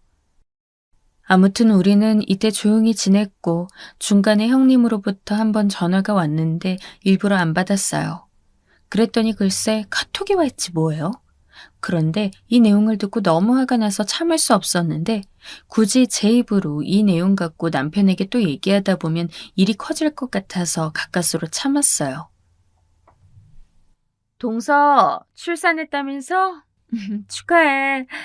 그런데 우리 영준이가 자긴 이제 동생은 안 갖고 싶다더라. 얘도 되게 크게 될 녀석인지 자기가 장손인 걸 아나 봐. 동선에는 딸 낳아도 되었을 텐데.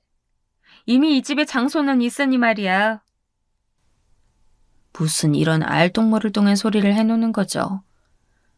결론적으로 절 보고 굳이 애기 안 가졌어도 될 텐데 혹은 아들은 안 낳아도 됐을 것 같은데 이런 어투로 악담하는 거 아니냐고요. 전 너무 부글부글 끓고 참을 수 없었지만 내가 너 같은 똥이랑은 더 이상 상종 안 한다며 일단은 참았어요. 이것도 미친 듯이 짜증나지만 돌잔치 때의 수치를 잊을 수가 없거든요. 자기는 뭐 우리 집에 애 태어났고 돌잔치를 했으면 100만 원은 너꺼니 했을 거라고 저한테 고래고래 소리도 질렀어요. 그렇게 말치레는 해놓고서 이제 와서 우리가 출산했다고 하니 저 말 고가운 것 좀 보세요. 저도 좋은 말이 나갈 리 없잖아요. 아무튼 한동안 접촉 안 하고 그리 지내며 육아에 전념했고요. 이후로도 일부러 형님네랑 겹치는 시기에 시댁 방문도 안 했어요. 진짜 꼴 보기 싫더라고요. 딸 낳으라고 아주 대놓고 말을 얄밉게 하더니 우리가 아들 낳은 것 알고 그 뒤로 연락도 안 하고 말이죠. 이러다 시간이 점점 지나 전 정말 안 하고 싶었던 돌잔치를 어머니가 또 굳이 하셔야 된다고 우기는 바람에 하게 되었어요. 시기가 어쩌다 보니 형님네 돌잔치를 하고 난 이후 1년 하고 좀 지나서 하게 된 거예요. 이때 전 그냥 직계 가족끼리 우리 엄마 아빠랑 시어머니만 모시고 하고 싶었는데 그걸 또 안 된다고 반대하시는 거 있죠? 이건 양가 다 의견이 비슷했어요. 각자 손주 자랑들을 하고 싶은 건지 지인들 초대할 테니 제대로 잡으라고 말이죠. 결국 울며 겨자 먹기로 예약을 하기로 했는데 참 감사하게도 아빠가 돌잔치 비용을 대주셨어요.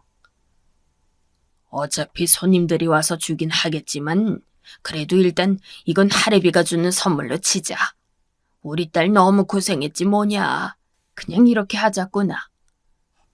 덕분에 그나마 무거웠던 마음이 조금은 가라앉아서 이 상태로 돌잔치를 준비하게 되었고 결국 어머니 성화에 못 이겨 남편이 형님네도 알렸나 봐요. 솔직히 이때 전 내키지 않아서 부글부글 속이 끓긴 했지만 이왕 부르게 된 거 어쩌겠어요. 그 고가운 얼굴 보게 된 거 지들은 와서 어떤 몰골로 앉아있는지 봐야죠. 저보곤 그렇게 금반지 반돈했다고 뭐라 할 땐 언제고 설마 네가 반돈해서 나도 반돈했다 이딴 식으로 말하면 가만히 있지 않을 생각이었어요. 왜냐하면 우리 애를 낳고 난 뒤 기껏 전화해서 하는 말이 처음엔 축하한답시고 몇 마디 하다가 뒤에는 악담만 늘어났잖아요. 이 집에 장손이 있는데 애가 뭐 더 필요하냐. 그리고 아들이 굳이 왜 있어야 하냐. 동서는 딸이나 낳으라. 이런 식으로 말이죠. 그러니 전 계속된 분노가 형님을 향해 차 있었고 돌잔치 준비로 분주하긴 했지만 한편으론 대체 어떤 꼬락서니로 오는지 보고 싶었어요. 은연중에 남편에게도 말했는데 남편도 썩 감정이 좋진 않았죠. 아, 나도 그 생각 안 한 건 아닌데 그런데 뭐 어쩌겠어. 그냥 그런가 보다 해야지. 그리고 설마 우리한테 그 난리를 쳐놓고 똑같이 하시겠냐. 자기 얼굴에 침 뱉기지. 그런 개망신이 어딨겠어. 어련히 알아서 한돈 해오던지 하겠지. 게다가 손이 사람이잖아. 그런 건 걱정 안 해도 돼. 저도 이 말이 구구절절 정말 틀린 게 하나도 없다고 생각했어요. 손윗 사람이니까 나보고 손아래 사람이라고 그렇게 무시했던 것처럼 자기도 도리를 하겠지. 이렇게 나름 생각했던 거죠. 하지만 그날 당일 벌어진 일은 이런 모든 예상들을 보기 좋게 싹 뒤엎었으니 전 대기실이 아닌 홀 안에서 직접 확인해버렸어요. 이때 형님과 아주버님이 자기 애를 안고 아주 고고하게 걸어왔는데 제 얼굴을 보더니 형님은 인사도 않는 거예요. 그러더니 획 돌아서서 우리 남편에게 쇼핑백을 하나 건네며 말을 하더라고요. 별거 아니에요, 서방님. 저희도 작은 선물 준비했어요. 준비하느라 고생 많으셨어요. 이러면서 일부러 전 모른 척하길래 진짜 이렇게 표정 싹 깔고 무시하는 저놈의 뒤통수를 후려 갈기고 싶더라고요. 일부러 저는 그 틈새를 파고 들어가 말을 걸었죠. 형님, 방금 저 보셨으면서 모른 척 하시기에요? 애는 제가 낳았는데 저한테도 아는 척 좀 해주셔야죠. 같은 여자끼리 이러면 좀 서운한데요? 제가 형님네 돌잔치는 임신하고 있던 중이라 여러모로 성질 죽이고 참았지만 지금 와서는 못할 말도 없으니까요. 그러자 형님은 억지로 얼굴을 펴가며 참는 얼굴로 겨우 인사하더라고요. 어머, 동서, 모른 척하다니 동서가 못 봤나 보지. 돌잔치 하느라 힘든가 봐. 되게 예민하게 구네? 그치, 여보? 이러면서 아주버님을 보는데 아주버님은 이런 상황에 끼기가 싫은 건지 애 안고 가버리더라고요. 형님은 그 순간 무안했는지 아니면 뭐 찔리는 게 있는지 재빨리 휙 돌아서서 가는데 전 형님네가 준 쇼핑백을 얼른 한쪽에서 다 끌러봤어요. 그렇게 나한테 반지 하나 갖고 연병 브루스를 쳐서 임신 내내 배도 굳고 스트레스 받게 하더니 지들은 어떻게 해왔는지 저도 궁금할 수 있잖아요. 남편이 뒤에서 말리는데도 얼른 뜯어서 봤는데 거참 진짜 기가 막히고 코웃음이 나더라고요. 제 반응 이렇게 짧게만 말해도 다들 눈치채셨을 것 같은데 진짜 이 형님이라는 인간이 우리한테 달랑달랑 들고 온 그 쇼핑백 안에는 금반지 반돈짜리가 들어있었어요. 요리 보고 조리 봐도 맞았기 때문에 저는 확인하면서도 몸이 부르르 떨리는 걸 느꼈답니다. 왜 그래? 뭔데 그래?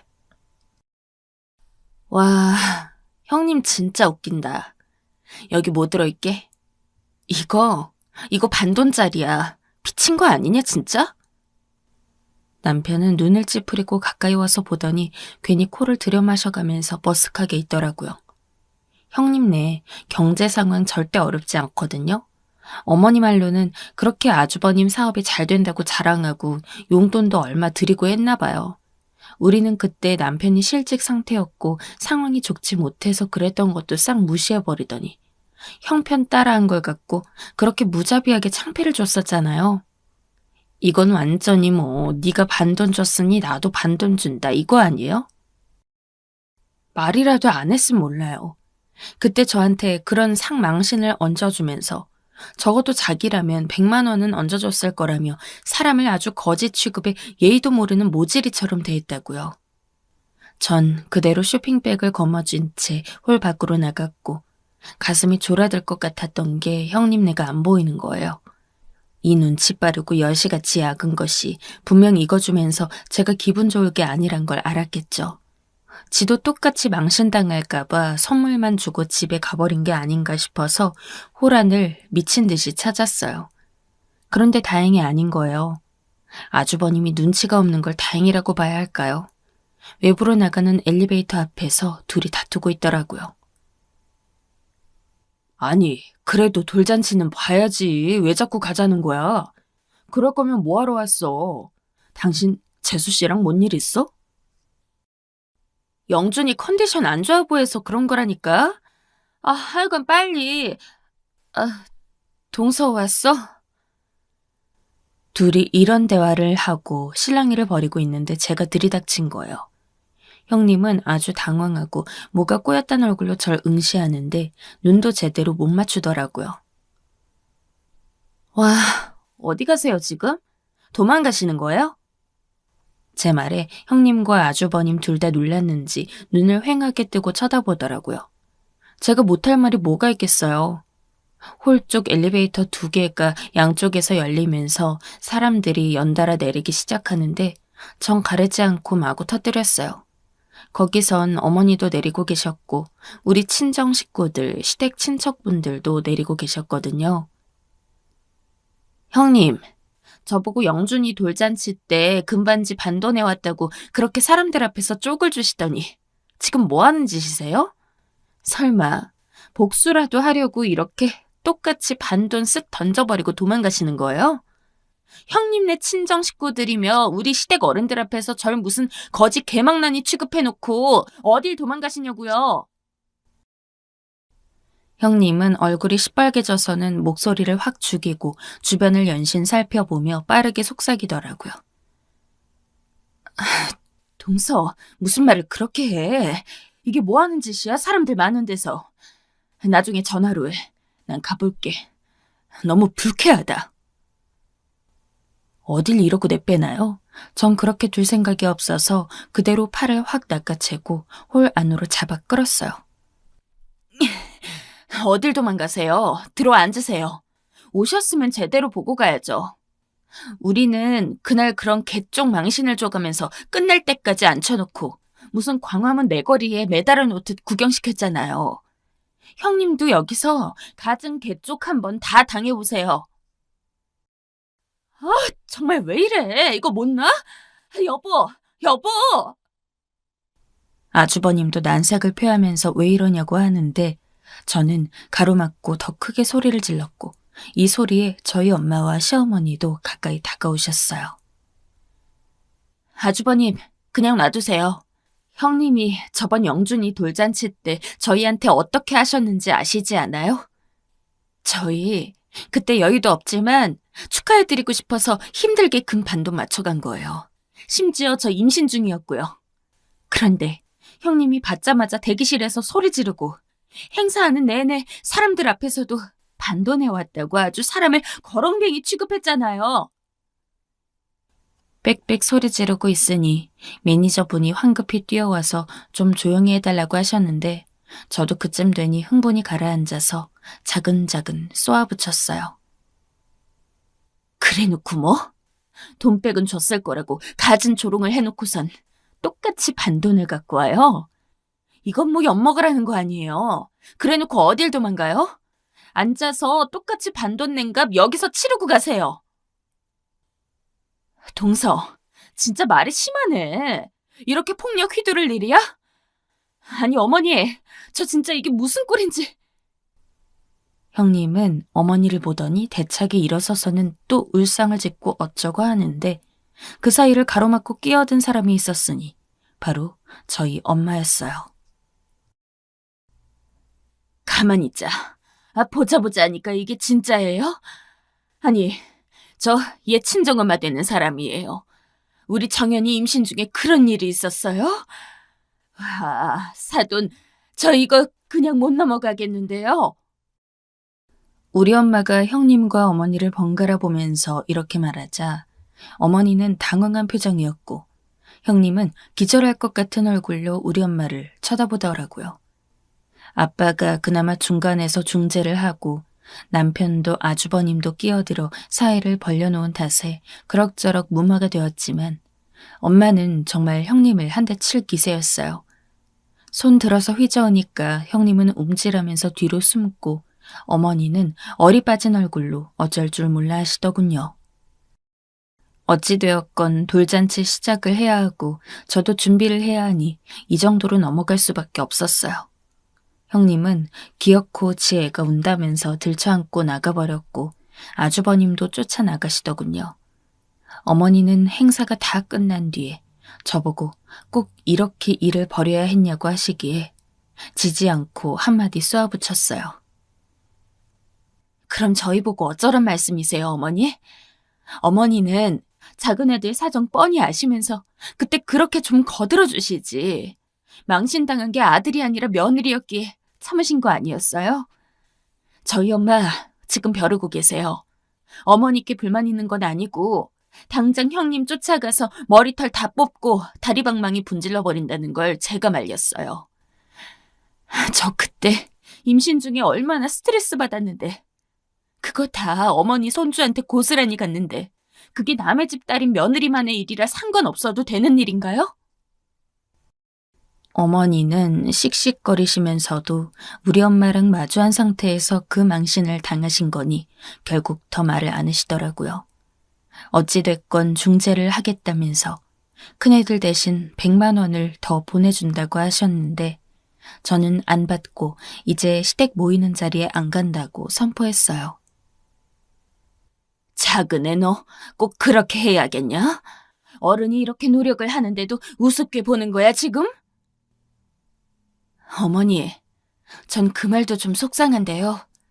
중재 안 해주시다가 이제서야 하시는 거면서 저보고 사과 안 받아준다고 지금 비난하시는 거예요? 왜 제가 형님이랑 어머니 원하시는 뜻에 다 맞춰야 해요? 형님은 지금까지 저렇게 어머니 뒤에 숨어서 찍소리도 않고 연락도 없잖아요. 형님이 잃은 게 뭐가 있어요? 형님 내가 용돈 많이 주신다더니 그쪽으로 마음이 기우시나 봐요. 저희는 그렇게 드릴 돈 없으니 어머니 사랑도 덜 받고 알아서 잘 지낼게요. 그냥 놔둬주세요. 이렇게 마무리를 지어버렸고 어머니에게 있어 천하의 못된 애기 낳고 완전 맛이 가버린 둘째 며느리 취급을 받게 되었지만 상관없어요. 잘했더니 더 머저리 취급을 하고 못하니 천하의 역적 취급을 하니 욕먹고 안 하는 게 낫죠. 하여간 형님은 그때 온갖 개망신을 당한 뒤 어머니와 아주버님으로부터 핀잔을 계속 듣고 있나 봐요. 형님 하나 때문에 시댁 모임도 끝장났으니 이제 음식이며 뭐며 다 자기가 알아서 하면 되겠죠. 그리고 남편은 제가 그때 얼마나 상처받았는지 알고 있고 우리 엄마도 한 번만 더 이런 일이 있으면 둘이 안 살게 한다고 세게 말해서 그런지 조용히 있어요. 사실 남편은 어지간히 자기 엄마며 형수한테 대들기도 하고 할 만큼 했으니 이 사람한테 불만은 딱히 없어요. 하여간 한번 들이받아서 못을 뽑아버리고 나니 또라이한텐 또라이처럼 굴어야 된다는 말이 뭔지 잘 알겠어요.